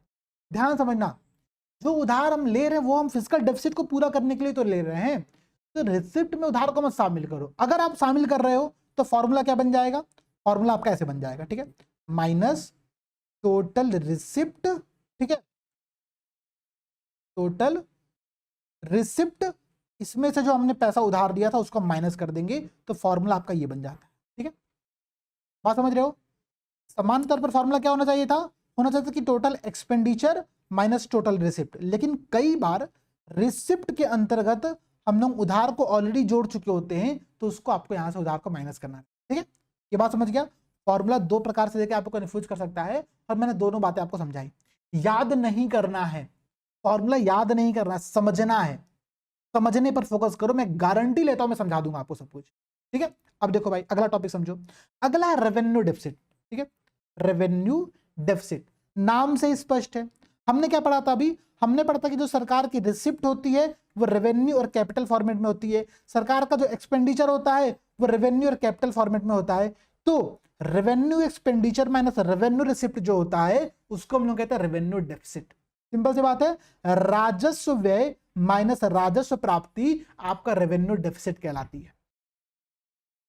हम ये काउंट क्यों करते हैं, ये अगर रेवेन्यू डेफिसिट सरकार का है तो ये इस बात का संकेत देता है कि सरकार को अपनी दैनिक जरूरतों की पूरी करने के लिए, ध्यान समझना, रेवेन्यू रिसिप्ट जो हुआ था हमने कैसे प्राप्त किया था, हमने टैक्स लेकर के, हमने शुल्क लेकर के, हमने सर्विस टैक्स लेकर के, हमने यहां से इस चीज को कलेक्ट किया था, ठीक है। हम रेवेन्यू एक्सपेंडिचर जो कर रहे थे, हम क्या कर रहे थे, इसमें हम डेली खर्चे जैसे कि सैलरी दे रहे हैं, पेंशन दे रहे हैं, डेली रख रखाव में पेमेंट खर्चा कर रहे हैं, किसी संपत्ति का निर्माण नहीं कर रहे हैं। तो अगर सरकार रेवेन्यू डेफिसिट में, इसका मतलब यह है कि सरकार को अपने डेली जरूरतों की पूर्ति करने के लिए उधार लेना पड़ रहा है, और ये सबसे खराब चीज, ये सबसे गड़बड़ चीज है। क्यों? क्योंकि देखो, राजकोषीय शुद्धिकरण का जो स्वर्णिम नियम है, मतलब golden rule of physical consolidation इसको हम लोग कहते हैं, ठीक है, जो राजकोषीय सुदृढ़ीकरण का जो golden rule of physical consolidation जो होता है, वो ये बात कहता है कि जो जो रेवेन्यू डेफिसिट है वो शून्य होना चाहिए। मतलब सरकार को अपनी डेली खर्चों की पूर्ति के लिए लोन लेने की आवश्यकता नहीं होनी चाहिए। ऐसा नहीं कि सरकार को सैलरी देना और सरकार लोगों से लोन मांग रही है, ये काम नहीं होना चाहिए। तो ये बात समझना, हमेशा सरकार इस बात पर फोकस करती है कि हमारा रेवेन्यू डेफिसिट जीरो की तरफ शिफ्ट करे, ठीक है। अच्छा भाई, चलो मैं आपसे यहीं पर पूछ रहा हूं, आप मुझे कमेंट करके बताओ, सब लोग कमेंट करके बताओ कि जो उत्तर प्रदेश हमारा है, ठीक है, जो हमारा उत्तर प्रदेश है, उत्तर प्रदेश का जो रेवेन्यू डेफिसिट है, ठीक है, जो राजस्व घाटा है वो क्या है। क्या से मेरा मतलब क्या, मैं संख्या नहीं पूछ रहा हूं, मैं पूछ रहा हूं वो पॉजिटिव है, वो जीरो है, या मतलब आपको बताया ना कि सरकार, उत्तर प्रदेश सरकार राजस्व घाटे रेवेन्यू डेफिसिट की कंडीशन में है या नहीं है, ये कमेंट करके आप सब लोग बताओगे, ठीक है। आज का सेकंड नंबर का ये आपका होमवर्क है। अब देखो, एक बात और समझना, मैं जितने क्वेश्चन होमवर्क दे रहा हूं, बहुत कम क्वेश्चन में होमवर्क देता हूं, पहली बात तो, ठीक है, क्योंकि मैं मोस्टली इस बात पे बिलीव करता हूं कि मैं आपको चीजें एक्सप्लेन करता चलूंगा, आप काम करते चलोगे, ठीक है। लेकिन जो क्वेश्चन मैं होमवर्क दे रहा हूं उनको देख करके ही एग्जाम में जाना, क्या पता प्रश्न यहीं से बने और सब गड़बड़ हो जाए, ठीक है, पढ़ाया लिखा सब बर्बाद हो जाए। बात समझ गए ना? चलो भाई, समझो प्राइमरी डेफिसिट क्या होता है, पीडी इसको हम लोग कहते हैं। प्राइमरी डेफिसिट क्या होता है भाई? प्राइमरी डेफिसिट का देखो मतलब क्या होता है ना, हमने जो फिजिकल डेफिसिट स्टार्टिंग में पढ़ा था, हमने क्या पढ़ा था, राजकोषीय घाटा। राजकोषीय घाटा क्या था? टोटल डेफिसिट था, मतलब total expenditure minus total receipt जो था वो था हमारा फिजिकल डेफिसिट, राजकोषीय घाटा। अब एक बात को समझिएगा, सरकार क्या कर रही है, मैंने आपको क्या कहा कि सरकार जो लोन लेती है, मानो सरकार ने ए व्यक्ति से लोन लिया था, ठीक है, इस लोन के लिए जब सरकार इंटरेस्ट का पेमेंट कर रही है, ठीक है, सरकार जो ब्याज का पेमेंट कर रही है, वो ब्याज का पेमेंट क्या है, वो रेवेन्यू एक्सपेंडिचर का पार्ट है, वो राजस्व खर्चे का पार्ट है, ठीक है, वो गड़बड़ चीज होती है। तो अच्छा भाई, एक बात और समझो, मानो प्रीवियस गवर्नमेंट ने क्या किया, बहुत सारा लोन ले लिया, अब जो वर्तमान गवर्नमेंट आई उसको इस लोन पर ब्याज चुकाना पड़ रहा है, ठीक है। तो ये वर्तमान गवर्नमेंट जो है वो अपना इफेक्टिव वर्क यहां पर नहीं दे पा रही, क्योंकि वो प्रीवियस गवर्नमेंट का लोड लेकर के बैठी हुई है। तो जब हम लोग प्राइमरी डेफिसिट कैलकुलेट करते हैं, तो प्राइमरी डेफिसिट कैलकुलेट करने का मतलब सिंपल सा ये होता है कि भाई अगर वर्तमान सरकार के ऊपर पिछले लोन का, पिछले ऋण का ब्याज नहीं चुकाना होता, उसका ब्याज का भुगतान नहीं करना होता, तो सरकार का रियल डेफिसिट कितना होता। तो हम क्या करते हैं, हम फिजिकल डेफिसिट में से इंटरेस्ट के तौर पर जो पैसे चुकाए गए हैं उन पैसों को माइनस कर देते हैं। ध्यान समझना, हम क्या करते हैं, इंटरेस्ट के तौर पर चुकाए गए पैसों को माइनस कर देते हैं, और यही कहलाता है प्राइमरी डेफिसिट। तो प्राइमरी डेफिसिट क्या हो गया, फिजिकल डेफिसिट माइनस ब्याज भुगतान आपका प्राथमिक घाटा होता है। हम ये क्यों काउंट करते हैं, हम ये काउंट इसलिए करते हैं कि सरकार वास्तविक तौर पर कितने घाटे में है, क्योंकि अगर सरकार को ब्याज का भुगतान न करना पड़े तब सरकार का घाटा कितना रहेगा, ये काउंट करना बहुत जरूरी है, ठीक है। कि सरकार अगर पुराने ट्रामा में नहीं रहती, अगर पुराने लोन के चक्कर में नहीं पड़ी होती, तो इतना ब्याज का भुगतान नहीं कर रही होती। इसका मतलब है कि सरकार का वर्तमान जो घाटा होता वो प्राइमरी डेफिसिट के बराबर होता। समझ गए इतनी बातें? अब समझो इफेक्टिव रेवेन्यू डेफिसिट। अभी हमने क्या पढ़ा था, इससे पहले हमने पढ़ा था रेवेन्यू डेफिसिट, राजस्व घाटा। अब एक टर्म हम देख रहे हैं, प्रभावी राजस्व घाटा, इफेक्टिव रेवेन्यू डेफिसिट। देखो मैंने आपको क्या समझाया था, जो सेंट्रल गवर्नमेंट, ठीक है, जो सेंट्रल गवर्नमेंट राज्यों को अनुदान देती है, ठीक है, सेंट्रल गवर्नमेंट जो स्टेट को ग्रांट देती है वो किसका पार्ट होता है, वो रेवेन्यू एक्सपेंडिचर का पार्ट होता है, राजस्व घाटे का, राजस्व व्यय का पार्ट होता है, ठीक है। अब जब हम लोग रेवेन्यू डेफिसिट कैलकुलेट कर रहे हैं तो हम सरकार के द्वारा किए गए उस पैसे को भी यहां पर काउंट कर रहे हैं जिस पैसे को सेंट्रल गवर्नमेंट ने स्टेट को ग्रांट के तौर पर दिया था। समझ रहे हो, सिंपल सी बात है। लेकिन समस्या क्या है, स्टेट जैसे मानो समझो भाई, ये आपका है गवर्नमेंट ऑफ इंडिया, इस गवर्नमेंट ऑफ इंडिया ने मानो बिहार को, ठीक है, बिहार को 1000 करोड़ रुपया यहां पर ग्रांट दिया, ठीक है, बात समझ रहे हो। गवर्नमेंट ऑफ इंडिया का जब हम रेवेन्यू डेफिसिट कैलकुलेट कर रहे होंगे तो ये 1000 करोड़ गवर्नमेंट ऑफ इंडिया के रेवेन्यू एक्सपेंडिचर में काउंट हो रहा होगा, सिंपल सी बात है। लेकिन अब बिहार सरकार ने क्या किया, बिहार को जो 1000 करोड़ रुपया मिला था, उस 1000 करोड़ में से बिहार सरकार ने 100 करोड़ रुपया रेवेन्यू एक्सपेंडिचर पे खर्चा किया। लेकिन बाकी 900 करोड़ रुपया उसने क्या किया, उसने कैपिटल एक्सपेंडिचर पे खर्चा किया, उसने पूंजी खर्चे पर खर्चा। बात समझ रहे हो। गवर्नमेंट ऑफ इंडिया का ये रेवेन्यू एक्सपेंडिचर दिख रहा है, लेकिन अगर मैं स्टेट की बात करूं तो स्टेट ने इस पैसे को कैपिटल एक्सपेंडिचर के तौर पे खर्चा किया। तो हम इफेक्टिव रेवेन्यू डेफिसिट जब काउंट करते हैं तो वहां पर हम क्या करते हैं कि केंद्र के द्वारा स्टेट को दिया गया जो ग्रांट होता है, जो अनुदान होता है, उसमें से, ठीक है, उसमें से, ठीक है, राज्य सरकारें जितना कैपिटल एक्सपेंडिचर के तौर पे खर्चा करती है, जब हम उसको माइनस कर देते हैं तो आपका इफेक्टिव रेवेन्यू डेफिसिट निकल करके आता है, ठीक है। जैसा कि राजस्व घाटा मतलब रेवेन्यू डेफिसिट माइनस कैपिटल निर्माण में प्रयुक्त जो ग्रांट है उसको जब माइनस किया जाता है तो इफेक्टिव रेवेन्यू डेफिसिट निकल के आता है। हमने क्या देखा अभी तक, हमने देखा फिस्कल डेफिसिट, हमने देखा रेवेन्यू डेफिसिट, हमने यहां पर देखा फिस्कल डेफिसिट, रेवेन्यू डेफिसिट, हमने यहां पर देखा प्राइमरी डेफिसिट, और फिर हमने देखा इफेक्टिव रेवेन्यू डेफिसिट। हमने ये 4 चीजें यहां पर देख ली हैं, बात समझ गए ना। हमने ये 4 टर्म यहां पर घाटे के तौर पे पढ़ा। बजट की जब आप लोग क्लास करोगे तो बजट की क्लास में मैंने इसको बहुत संक्षेप में समझाया भी है, प्लस वहां पर मैंने आपको इस बार का लेटेस्ट आंकड़ा कराया है, वो आंकड़ा आप लोगों को याद होना चाहिए, ठीक है, कि भाई कितना होना चाहिए, ठीक है। मैंने आपसे क्या कहा कि देखो रेवेन्यू डेफिसिट तो यार जो जो गोल्डन रूल है फिजिकल कंसोलिडेशन का वो कहता है कि रेवेन्यू डेफिसिट तो 0 होना चाहिए, ठीक है, सिंपल सी बात है। बाकी डेफिसिट का क्या, तो भारत में एक एफआरबीएम एक्ट लेकर के आया गया, ध्यान से समझिएगा, बहुत इंपॉर्टेंट पॉइंट है, एग्जाम में प्रश्न डायरेक्टली ऐसे पूछेगा कि एफआरबीएम एक्ट क्या है, राजकोषीय उत्तरदायित्व, physical responsibility and budget management, budget प्रबंधन अधिनियम 2003। ये अधिनियम कब आया था, ये प्रश्न आपके एग्जाम में 2008 में ऑलरेडी पूछा गया है, क्या कि एफआरबीएम एक्ट किस वर्ष आया था, तो कब आया था, वर्ष 2003 का अधिनियम, ठीक है। क्यों आया था, तो केलकर टास्क फोर्स का निर्माण किया गया था, ठीक है, केलकर टास्क फोर्स बनाया गया था। मुझे लगता है ये केलकर जी जो थे, विजय केलकर, ये आगे चल करके फाइनेंस कमीशन में भी कुछ शायद चेयरमैन बनते हैं, कुछ बनते हैं, मैं श्योर नहीं हूं, बट आप लोग एक बार चेक करना। तो केलकर जी बड़े फेमस व्यक्ति रहे भारत में, ठीक है, ना समझिएगा। केलकर टास्क फोर्स बनाया गया था। केलकर टास्क फोर्स बनाया क्यों गया था, तो टैक्स रिफॉर्म के संदर्भ में इस कमेटी का निर्माण किया गया था। इसी केलकर टास्क फोर्स ने भारत में फिस्कल डिसिप्लिन को, राजकोषीय अनुशासन स्थापित करने के उद्देश्य एफआरबीएम एक्ट की बात कही थी।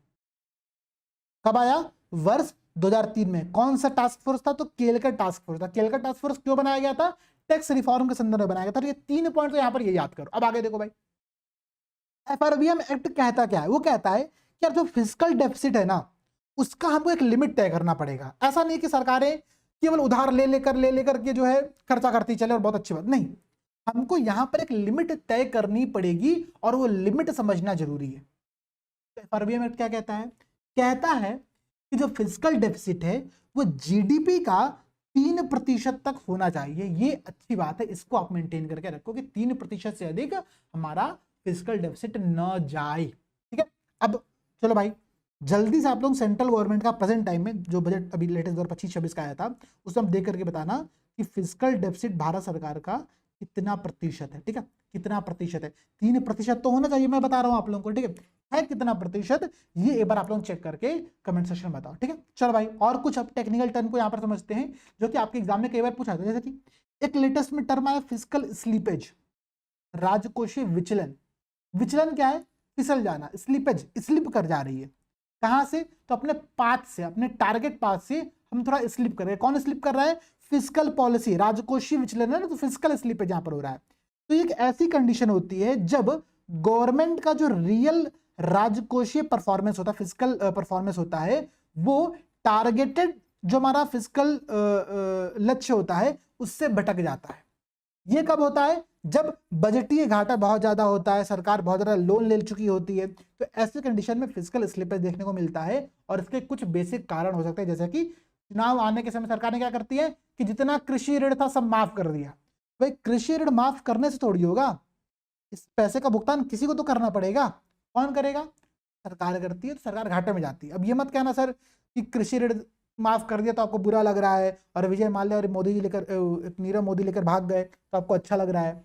भाई मैं लॉजिक की बात कर रहा हूं, समझना, किसी भी प्रकार का ऋण माफी सरकार के ऊपर घाटे की स्थिति को उत्पन्न करता है, ठीक है। तो ये फिजिकल स्लिपेज का एक कारण बन सकता है। और समझो भाई, मानो सरकार को जीएसटी प्राप्ति में कमी हो गया, ठीक है, जैसे कोविड के टाइम पर सरकार के जीएसटी कलेक्शन क्या हो गया, बहुत डाउन हो गया, तो इससे क्या होगा, इससे फिजिकल स्लिपेज की कंडीशन आएगी।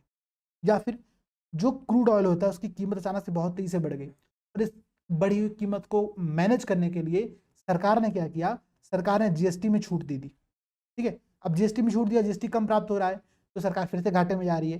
तो फिजिकल स्लिपेज का मतलब ये होता है कि टारगेटेड पास से स्लिप कर जाना, राजकोषीय विचलन। बहुत सिंपल सी बात होती है। क्यों हो सकता है? तो 3 से 4 कारण मैंने आपको यहाँ पर दिखा दिया, इसको देख लेना, ठीक है। अब देखो भाई, अगली बात समझो। फाइनेंस कमीशन एक बहुत इंपॉर्टेंट टॉपिक है, वित्त आयोग। हम लोग इसके संदर्भ में कुछ फैक्चुअल इन्फॉर्मेशन को देखते हैं, ठीक है। आर्टिकल 280 के अंतर्गत इसका फाइनेंस कमीशन के निर्माण की बात कही गई, वित्त आयोग के निर्माण की बात कही गई। इस प्रकार से वित्त आयोग एक संवैधानिक निकाय, कॉन्स्टिट्यूशनल बॉडी बन जाता है। समस्या यह है कि आपके 2000 अभी जो आपका यूपीआरओ का पेपर हुआ था, उस पेपर में प्रश्न पूछा था एक, उस प्रश्न में 4 संस्थाओं का नाम दिया था, उसमें वित्त आयोग भी था। और आयोग ने यह माना कि वित्त आयोग संवैधानिक निकाय नहीं होता, ऐसा कुछ क्वेश्चन में मिस प्रिंटिंग था या जो भी था, ठीक है। तो भाई अब देखो, अब आयोग कह रही तो मुझे नहीं पता, लेकिन मैं श्योर हूं कि आर्टिकल 280 जो होता है वो फाइनेंस कमीशन की बात करता है। और फाइनेंस कमीशन क्या हुआ, एक कॉन्स्टिट्यूशनल बॉडी हुआ, ठीक है, संवैधानिक निकाय हुआ। किस प्रकार का संवैधानिक निकाय है? तो एक क्वासी जुडिशियल बॉडी है, ये अर्ध न्यायिक निकाय है, अर्ध न्यायिक निकाय है। इसका गठन जो है, इसका जो फॉर्मेशन है वो प्रेसिडेंट के द्वारा किया जाता है। कब? तो 5 वर्ष की अवधि के लिए किया जाता है। कभी आवश्यकता के अकॉर्डिंग बीच बीच में भी हम लोग फाइनेंस कमीशन का निर्माण कर सकते हैं, लेकिन सामान्य तौर पर 5 वर्ष या मध्यावधि में अपने नीड के अकॉर्डिंग जो प्रेसिडेंट होता है वो फाइनेंस कमीशन का निर्माण करता है, ठीक है। इसका काम क्या है? इसका काम है कि यूनियन मतलब सेंट्रल गवर्नमेंट और स्टेट के मध्य में जो फाइनेंशियल संबंध है उसको समझना, उसका मूल्यांकन करना, प्लस उसके साथ साथ जो टैक्स कलेक्शन हो रहा है उस टैक्स कलेक्शन का डिस्ट्रीब्यूशन सुनिश्चित करना है कि भाई किस स्टेट को कितना टैक्स कलेक्शन, कितना टैक्स दिया जाएगा, ठीक है। तो राज्यों के बीच में जो कर के वितरण के टैक्स के डिस्ट्रीब्यूशन का जो सिद्धांत होता है वो वित्त आयोग के द्वारा निर्धारित किया जाता है, ठीक है। ध्यान दीजिएगा आप लोग यहाँ पर एक बात कि वित्त आयोग की जो सिफारिशें होती हैं वो केवल और केवल सलाहकारी प्रवृत्ति की होती हैं। मतलब इनको मानना या ना मानना गवर्नमेंट के ऊपर निर्भर करता है और कुछ नहीं। प्लस मैंने आपसे कहा था कि चूंकि जो फाइनेंस कमीशन है वो एक अर्ध न्यायिक निकाय है, क्वासी जुडिशियल बॉडी है, तो इसके पास क्या समझना, इसके पास सिविल कोर्ट की सभी शक्तियां होती है। ये किसी गवाह को बुला सकता है या फिर किसी अदालत या किसी ऑफिस से किसी भी प्रकार के पब्लिक डॉक्यूमेंट या फिर रिकॉर्ड को पेश करने के लिए कह सकता है, ठीक है। इसके पास क्वासी जुडिशियल बॉडी यहाँ पर है। अब समझना, इसमें एक अध्यक्ष होते हैं, एक चेयरपर्सन होते हैं, प्लस 4 इसके मेंबर होते हैं। भारत के द्वारा इनकी नियुक्ति की जाती है। संविधान ने, कॉन्स्टिट्यूशन ने जो फाइनेंस कमीशन के सदस्य होंगे उनकी चयन की जो प्रक्रिया है, उनका जो सिलेक्शन का प्रोसेस है और उनकी जो योग्यता है उसको निर्धारित करने का अधिकार दिया। इस आधार पर जो संसद उसने क्या बनाया, उसने ये कहा कि जो वित्त आयोग के जो अध्यक्ष होंगे, जो फाइनेंस कमीशन के चेयरपर्सन होंगे, वो ऐसे व्यक्ति होंगे जिनको सार्वजनिक मामलों में, पब्लिक अफेयर्स के संदर्भ में अच्छा खासा एक्सपीरियंस हो, पर्याप्त अनुभव यहाँ पर हो। प्लस जो सदस्य होंगे उनकी योग्यता क्या होनी चाहिए, ये काम कौन कर रहा है, ये संसद डिसाइड कर रही है। कॉन्स्टिट्यूशन ने इनकी योग्यता के निर्धारण का अधिकार पार्लियामेंट को दे दिया, ठीक है।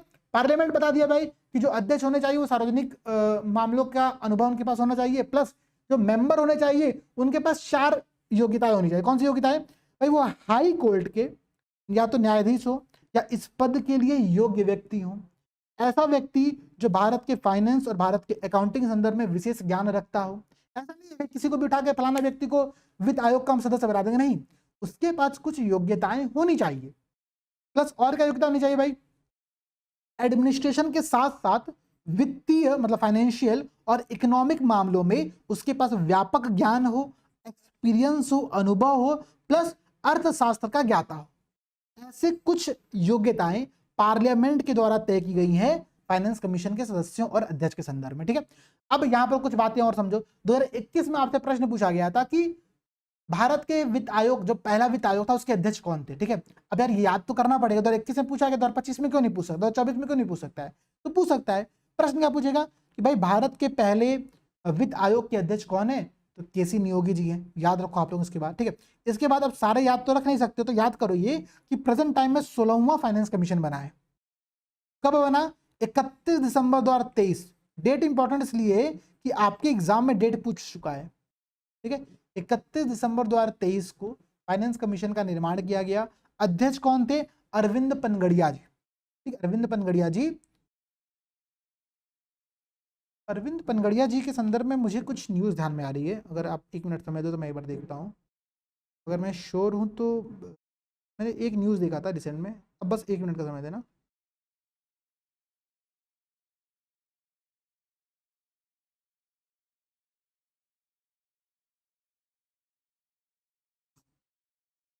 चलो नहीं, मुझे मिला, मैं लग रहा तो कुछ कंफ्यूज हो गया, बट ठीक है। तो ये जो आपके फाइनेंस कमीशन, 16वां फाइनेंस कमीशन बनाया गया, ये 31 अक्टूबर 2025 तक, ध्यान दीजिएगा, ये 31 अक्टूबर 2025 तक अपनी रिपोर्ट, अपनी जो सिफारिशें हैं वो प्रस्तुत करेगा, और इन सिफारिशों को 1 अप्रैल 2026 से आने वाले 5 वर्षों के लिए तैयार किया जाएगा, लागू किया जाएगा। ठीक है, ये बातें आप लोगों को यहाँ पर जाननी है। Okay, clear?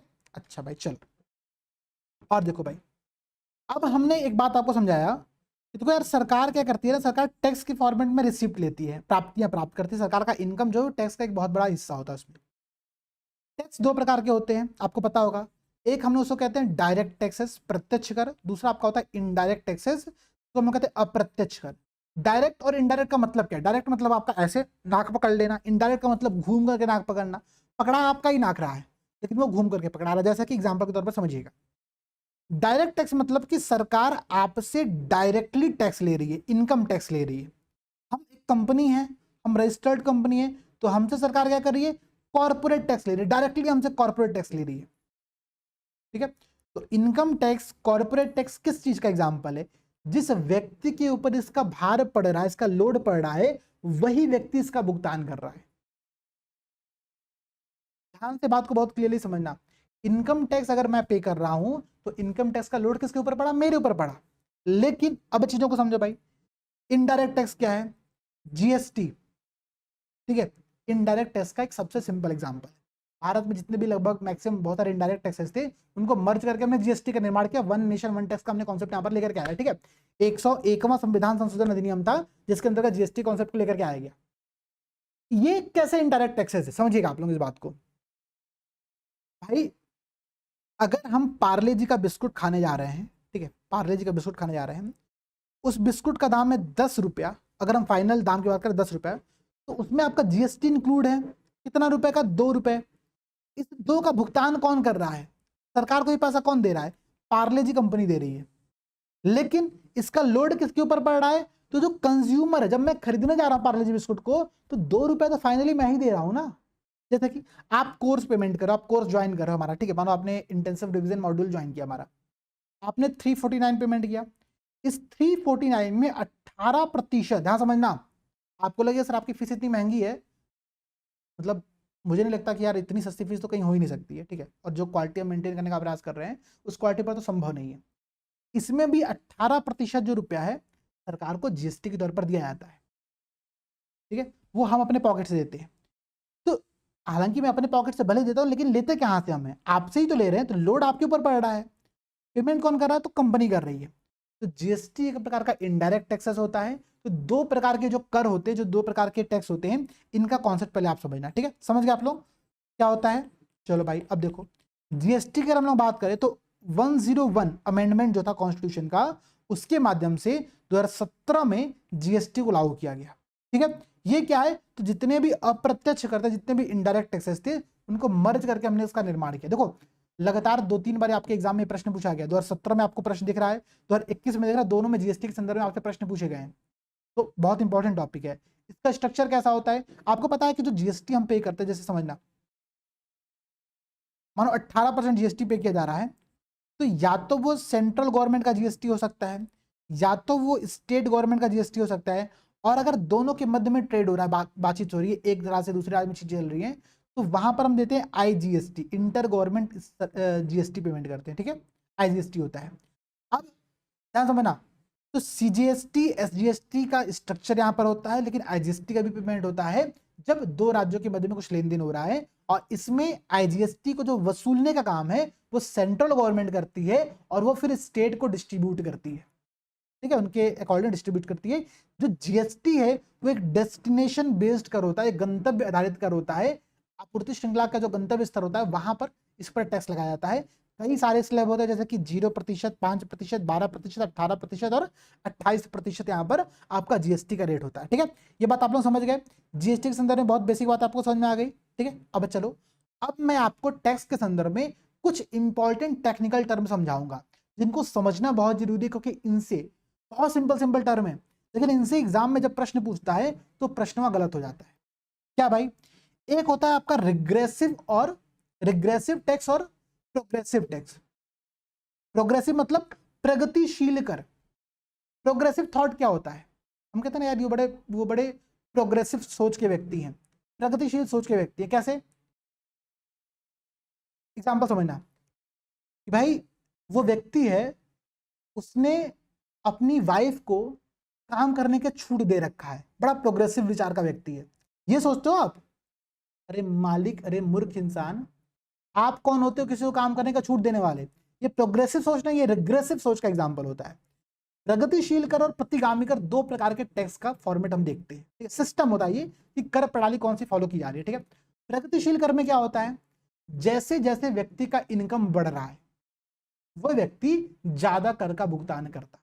जैसे कि समझना, दो व्यक्ति हैं, एक व्यक्ति है जो महीने का केवल 1,000 रुपए कमा रहा है, ठीक है। एक व्यक्ति है जो, मानो अंबानी जी का एग्जांपल ले लो, मानो वो 1,000 करोड़ रुपए कमा रहे हैं, ठीक है, एग्जांपल दे रहा हूं, ठीक है, दिल पर मत लेना कोई भी, 1,000 करोड़ रुपए कमा रहे हैं। अगर हम अगर एक ऐसा टैक्स सिस्टम लेकर के आए, हम ये कहें एक काम करो भाई, दोनों के ऊपर 5% का टैक्स लगाएंगे हम, ठीक है, तो ये रिग्रेसिव टैक्स का एग्जांपल हुआ। क्यों? क्योंकि दोनों व्यक्तियों के ऊपर जो जो टैक्स की दर है वो बराबर है, जबकि ऐसा होना नहीं चाहिए था। भाई ये व्यक्ति मजबूरी से 1,000 रुपए कमा रहा है, ये 1,000 करोड़ रुपए कमा रहे हैं, तो जो व्यक्ति ज्यादा कमा रहा है अगर उस पर अधिक टैक्स लगाया जाए तो ये क्या होता है? ये प्रोग्रेसिव टैक्स का एग्जाम्पल होता है, ये प्रगतिशील कर का एग्जाम्पल होता है। वहीं पर अगर दोनों व्यक्तियों पर हम बराबर टैक्स लगाते हैं या फिर गरीब पर हम ज्यादा टैक्स लगाते हैं तो उसको हम लोग कहते हैं रिग्रेसिव टैक्स या प्रतिगामी कर कहा जाता है। एग्जाम्पल दो आप लोगों को, प्रगतिशील कर का एग्जाम्पल लो, प्रोग्रेसिव टैक्स का एग्जाम्पल लो, इनकम टैक्स जो होती है। जैसे कि सरकार क्या कहती है कि अगर आप 10 लाख रुपए से कम कमा रहे हो तो आप केवल 10% टैक्स पे करो, अगर आप 25 लाख रुपए से अधिक कमा रहे हो आप 25% टैक्स पे करो। सरकार इनकम बढ़ने के साथ साथ टैक्स की स्लैब में चेंजेस करती है। ये क्या है? ये प्रोग्रेसिव टैक्स का एग्जांपल है कि आपकी इनकम बढ़ रही है तो आप पर टैक्स का जो लगने वाला दर है, जो रेट है, वो बढ़ जा रहा है। लेकिन वहीं पर अपोजिट समझो, रिग्रेसिव टैक्स का एग्जांपल क्या है? जीएसटी। भाई आप भी पार्ले जी खरीद रहे हो, जो व्यक्ति 1,000 रुपए महीना कमा रहा है वो भी 18% या फिर 5% जीएसटी का भुगतान कर रहा है। जो व्यक्ति 1 लाख रुपए कमा रहा है वो भी जब पार्ले जी खरीदने जा रहा है तो वो भी उतना ही प्रतिशत जीएसटी का भुगतान कर रहा है। तो जीएसटी जो होता है वो आपका रिग्रेसिव टैक्स का एग्जांपल होता है, वहीं पर जो प्रोग्रेसिव टैक्स का एग्जांपल होता है वो आपका क्या होता है? इनकम टैक्स, ठीक है। दो बातें बहुत क्लियरली समझ में आ गई। प्रश्न आपसे एग्जाम में पूछे, कभी गलत नहीं करोगे, सब सही होगा। अब समझो, यहां पर अगला टर्म समझो, फिजिकल ड्रैग। ड्रैग मतलब खींचना, राजकोषीय खिंचाव की मैं बात कर रहा हूं। कैसा राजकोषीय खिंचाव? ठीक है, देखो राजकोषीय खिंचाव बड़ा एक शानदार टर्म है और बड़ा शानदार कॉन्सेप्ट है। इस कॉन्सेप्ट को समझने का प्रयास करना। कॉन्सेप्ट क्या है कि इन्फ्लेशन के कारण से या फिर इनकम बढ़ने के कारण से, ठीक है, जैसे मानो समझो एक व्यक्ति का इनकम था, मैं आपको एनुअल इनकम की बात करता हूं, मानो एक व्यक्ति का इनकम था 8 लाख रुपए, ठीक है, 8 लाख रुपए सालाना वार्षिक इनकम की मैं बात बता रहा हूं। इसके ऊपर टैक्स कितना लग रहा था? मानो एग्जाम्पल में देता हूं, मानो 5% का टैक्स इसके ऊपर अभी लग रहा था, ठीक है। लेकिन भाई मुद्रास्फीति बढ़ी, इसने अपनी कंपनी में थोड़ा सा सिफारिश किया कि अरे भाई मेरी थोड़ी सी सैलरी बढ़ा दो यार, नहीं मैनेज हो पा रहा है, इनकम इन्फ्लेशन बहुत बढ़ गया है, तो उस कंपनी ने सैलरी बढ़ा के कर दिया 11 लाख रुपए। जैसे ही इसकी सैलरी 10 लाख से अधिक हुई, इसके ऊपर टैक्स कितना लगने लगा? 10%। ठीक है। तो अगर अगर इन्फ्लेशन या फिर सैलरी बढ़ने के कारण से व्यक्ति हाई टैक्स स्लैब में पहुंच जाता है, ठीक है, तो आय तो बढ़ा बट उसके ऊपर टैक्स का बोझ भी बढ़ गया। ठीक है, तो ये क्या होता है? ये फिस्कल ड्रैग की कंडीशन कहलाते हैं, राजकोषीय खिंचाव की कंडीशन कहलाती है। समझ गए? अगला टर्म समझो, टैक्स बायंसी क्या होती है? कर उछाल क्या होता है? देखो, टैक्स बायंसी का मतलब बहुत सिंपल सा है, अगर बहुत अधिक लोग टैक्स दे रहे हैं तो अच्छी कंडीशन। ठीक है, तो टैक्स बायंसी क्या होता है कि अगर जीडीपी में बदलाव हो रहा है तो उसी के पैटर्न पर जब टैक्स कलेक्शन, कर रेवेन्यू जो है, टैक्स रेवेन्यू जो है, अगर वो बढ़ता है तो कर बायंसी की अच्छी कंडीशन कही जाती है, टैक्स बायंसी की अच्छी कंडीशन कही जाती है। ये एक सिंपल सी बात है। ठीक है, तो कर उछाल मतलब क्या है? जीडीपी बढ़ने के साथ साथ टैक्स कलेक्शन, टैक्स रेवेन्यू का बढ़ना अच्छा संकेत होता है, टैक्स बायंसी का अच्छा संकेत देती है। ठीक है, प्लस कर खर्च क्या है? यहां पर 95% लोग अपने आंसर को गलत करते हो। कर खर्च में, कर खर्च का मतलब क्या है? टैक्स एक्सपेंडिचर का मतलब क्या है? टैक्स एक्सपेंडिचर हमको ऐसा लग रहा है कि सरकार कुछ पैसे खर्चा कर रही है, नहीं। टैक्स एक्सपेंडिचर का मतलब यह होता है कि सरकार आपसे 10% का टैक्स ले सकती थी, लेकिन सरकार ने आप पर वो 10% का आपको छूट दे दिया। तो सरकार जो टैक्स ले सकती थी लेकिन उस टैक्स को सरकार ने छोड़ दिया अपनी इच्छा से, उसको हम लोग कहते हैं कर खर्च करना। मतलब ये कर आ सकता था लेकिन हमने नहीं लिया, हमने खर्च कर दिया, छोड़ दिया उसको। ठीक है, तो सरकार के द्वारा छूट, बहुत सारे रिबेटेशन होते हैं, बहुत सारी कटौतियां की जाती है, बहुत सारे रिबेट दिए जाते हैं। ठीक है, बहुत सारी रियायतें दी जाती है। अगर इनके माध्यम से सरकार अपना टैक्स कलेक्शन, टैक्स रेवेन्यू छोड़ती है तो उसको हम लोग कर खर्च के अंतर्गत शामिल करते हैं। ठीक है, सिंपल सी बात है। अब दो प्रकार के टैक्स का आप एग्जांपल यहां पर और समझना। ठीक है, पीगू टैक्स और टोबिन टैक्स। कई बार इसको पिगोवियन टैक्स कहा जाता है इंग्लिश में, और एक टोबिन टैक्स होता है। होता क्या है दोनों चीजें? पीगू टैक्स को सबसे पहले समझने का प्रयास करो। पीगू मतलब क्या है? मैं पीलू पीलू, समझ रहे हो ना? पीगू मतलब पीलू से याद करो। आप किसी चीज का सेवन कर रहे हो, किसी एक ऐसा पेय पदार्थ है जिसका सेवन नहीं करना चाहिए था, गड़बड़ उसका इंपैक्ट पड़ सकता है, आप उसको पी रहे हो, तो आप पर सरकार के पास यह अधिकार है कि आपसे हायर टैक्स वसूले। सरकार क्या कहेगी? सरकार एल्कोहल पर, ठीक है, एल्कोहल पर 18% की जगह पर 28% का टैक्स लगा दे। ये पीयू टैक्स माना जाएगा। क्या? सरकार अगर किसी, जैसे मानो समझो, मैं आपको और एग्जांपल देता हूं, मानो कोई व्यक्ति स्मोक कर रहा है, सरकार सिगरेट पर बहुत ज्यादा टैक्स लगाती है। ठीक है, क्यों? क्योंकि स्मोक के कारण से धुआं निकल रहा है और वो धुआं इन्वायरमेंट को निगेटिवली हर्ट कर रहा है, प्रभावित कर रहा है। कोई एक ऐसी सर्विस, भाई कोई हम एक कारखाना लगा रहे हैं, उस कारखाना से प्रदूषण हो रहा है, तो प्रदूषण के भी इंपैक्ट को तो हमको देखना पड़ेगा, उस पॉल्यूशन के भी इंपैक्ट को तो कम करने पर फोकस करना पड़ेगा। तो सरकार ऐसी गतिविधियों पर जिनका एक निगेटिव इंपैक्ट होता है, कुछ एक्स्ट्रा टैक्स लगाती है। ठीक है, ताकि उससे हम जो सोशल कॉस्ट उसका उसको बियर कर सके। ये होता है पीगू टैक्स, पीगू कर कहा जाता है। ठीक है, पीगू से मतलब पीयू से याद करो। पीयू एक निगेटिव काम है, तो निगेटिव काम पे सरकार जो टैक्स लगा रही है वो आपका ये हो गया। अगला क्या है? टॉबिन टैक्स, टॉबिन कर। टॉबिन कर क्या है भाई? टॉबिन एक जेम्स टॉबिन नाम के व्यक्ति थे, ठीक है, उनके द्वारा ये टॉबिन कर के कॉन्सेप्ट को दिया गया था। कई बार क्या होता है ना कि जैसे जो रुपया है और जो डॉलर है, हम देखते हैं ना क्या कि भाई $1 70 के बराबर है। अभी मेरे पास कल यूट्यूब से मुझे कुछ पैसे आए थे, ठीक है, क्योंकि हम लोग यूट्यूब पे जो हमारा चलता है सिस्टम, मैं आपको बताता हूँ। मेरे पास मतलब बैंक का मेल आया था। अगर मैं बताऊँ तो लगभग, अगर मैं शोर हूँ तो 84, $1 की वैल्यू जो है वो 84 रुपये के अकॉर्डिंग चल रही है अभी। तब मैं आपको मतलब बताता भी हूँ, 86.14 का रेट चल रहा है। ठीक है, 86.14 का रेट चल रहा है आप लोग का। ठीक है, ये क्या है? डॉलर और रुपए के मध्य में संबंध है। कई बार अगर डॉलर मतलब विदेशी इन्वेस्टमेंट जो है बहुत तेजी से अगर हमारी इकोनॉमी से बाहर जाने लगे, बहुत तेजी से फ्लो करने लगे, मानो अचानक से यहाँ पर कुछ ऐसी कंडीशन आई, मानो भारत पाकिस्तान से युद्ध कर लिया, ठीक है, ऐसे कंडीशन में फॉरेन इन्वेस्टर जो है वो अपने फंड को बचाने पर फोकस करेंगे, तो क्या करेंगे? तुरंत अपना पैसा निकालना स्टार्ट करेंगे। और जब बहुत तेजी से फॉरेन पैसे निकाले जाएंगे तो रुपए की जो वैल्यू थी वो बहुत तेजी से गिरना स्टार्ट हो जाएगा। और इसी चीज को कंट्रोल करने के लिए हम एक टॉबिन टैक्स के कॉन्सेप्ट को देखते हैं।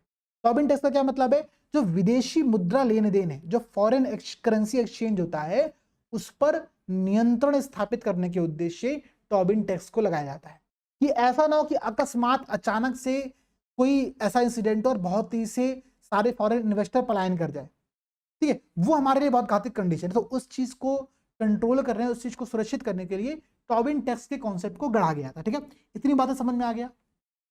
चलो भाई, अब देखो एक और बहुत यहाँ पर इंपॉर्टेंट टॉपिक समझिएगा, वो है लेफर कर्व। ठीक है, हमने इससे पहले क्या क्या कर्व देखा है? हमने इससे पहले एक फिलिप्स कर्व को देखा है, फिर हमने डिमांड सप्लाई वाले में कुछ कर्व को देखा था, और मैंने आपको एक कर्व और पढ़ाया था, याद नहीं आ रहा है कहाँ पर मैंने पढ़ाया था। फिलिप्स कर्व पढ़ाया था, एक कर्व मैंने और पढ़ाया था, मुझे ध्यान नहीं आ रहा है, बट समझना। चलो अभी हम लोग एक लेफर कर्व को देखने वाले हैं। लेफर कर्व क्या होता है? ठीक है, देखो आर्थर लेफर एक इकोनॉमिस्ट थे, उन्होंने एक कॉन्सेप्ट बताया। उन्होंने क्या कहा कि ऐसा नहीं है कि अब बहुत ज्यादा टैक्स रेट लगा करके, ध्यान समझिएगा, यहाँ पर क्या है, एक्स एक्सेस पे टैक्स रेट है। ऐसा नहीं है कि आप टैक्स रेट बहुत ज्यादा लगा दोगे तो बहुत ज्यादा टैक्स रेवेन्यू आने लगे, नहीं। वो ये कहते हैं कि देखो अगर जीरो टैक्स रेट है तो टैक्स रेवेन्यू जीरो है, हमने टैक्स रेट थोड़ा सा बढ़ाया, हमको थोड़ा बहुत टैक्स रेवेन्यू यहाँ पर आना स्टार्ट हुआ। ठीक है, मतलब इस फेज में जैसे जैसे आप टैक्स रेट बढ़ाते जा रहे हो, टैक्स रेवेन्यू बढ़ता जा रहा है। लेकिन आपके पास एक ऐसा पॉइंट आएगा जिस पॉइंट के बाद अगर आप टैक्स रेट को बढ़ाओगे तो टैक्स रेवेन्यू कम होने लगेगा। सोचोगे कि सर ये कैसे हो सकता है, कम कैसे हो सकता है? कई कारण है। बहुत ज्यादा टैक्स रेट जो इकोनॉमिक एक्टिविटी है उनको हतोत्साहित करता है। ठीक है, अगर हमसे सरकार कहे कि भाई अगर आप कोई सर्विस प्रोवाइड कर रहे हैं, हम आपके ऊपर 50% जीएसटी लेंगे, हमारी हालत खराब हो जाएगी। ठीक है, तो अधिकतम टैक्स रेट करने से टैक्स रेवेन्यू नहीं बढ़ता है। इसी बात को लेफर साहब ने समझाया था। लेफर साहब, आर्थर लेफर नाम था इनका, इन्होंने समझाया था। इसको हम लेफर कर्व कहते हैं। वो क्या कहते हैं कि टैक्स रेट बढ़ने पर टैक्स रेवेन्यू बढ़ेगा एक समय तक, लेकिन एक ऑप्टिमल कंडीशन आएगी, एक सबसे अधिकतम कंडीशन आएगी, उच्चतम कंडीशन आएगी, जहां पर सबसे ज्यादा टैक्स रेवेन्यू होगा। लेकिन उसके बाद अगर आप टैक्स रेट को बढ़ाते हो तो आपका टैक्स रेवेन्यू यहाँ पर कम होना प्रारंभ हो जाएगा। इसके दो कारण है, एक तो बिजनेस यहाँ पर इकोनॉमिक एक्टिविटी करने से हतोत्साहित हो रहे हैं, प्लस अब लोग टैक्स चोरी करने पर ज्यादा फोकस करेंगे। भाई 50% टैक्स कौन कौन भरेगा? तू क्या करेंगे यार, टैक्स बचाने के लिए कुछ कुछ तिकड़म बिकड़म सोचना स्टार्ट करो। ठीक है, तो टैक्स चोरी यहाँ पर आपकी स्टार्ट हो जाती है, इस वजह से आपका टैक्स रेवेन्यू कम हो जाता है। बात समझ गए? तो लेफर साहब को बहुत सिंपल सी बात है, वो क्या कहते हैं?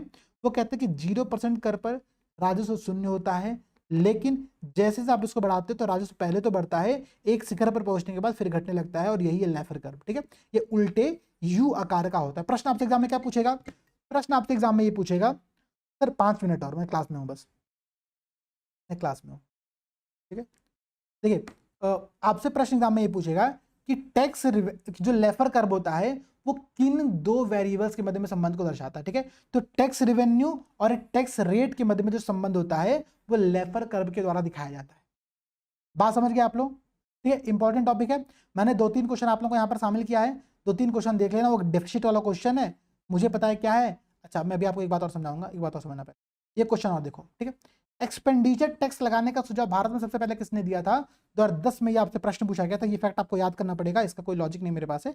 कॉल्डर साहब हैं। ठीक है, कॉल्डर साहब जो हैं उन्होंने भारत में सबसे पहले व्यय कर एक्सपेंडिचर टैक्स लगाने पर फोकस किया था। ठीक है, इसके अलावा यूनियन बजट और स्टेट बजट की क्लास एमसीक्यू के साथ उसकी पीडीएफ और क्लास सब कुछ हमारे यूट्यूब चैनल पर और टेलीग्राम पर अपलोड है, आप उसको कंप्लीट कर लो। मैं उसकी लिंक आप लोगों को चैनल पर शेयर कर दूंगा दोबारा से, ये मेरा रिस्पॉन्सिबिलिटी है।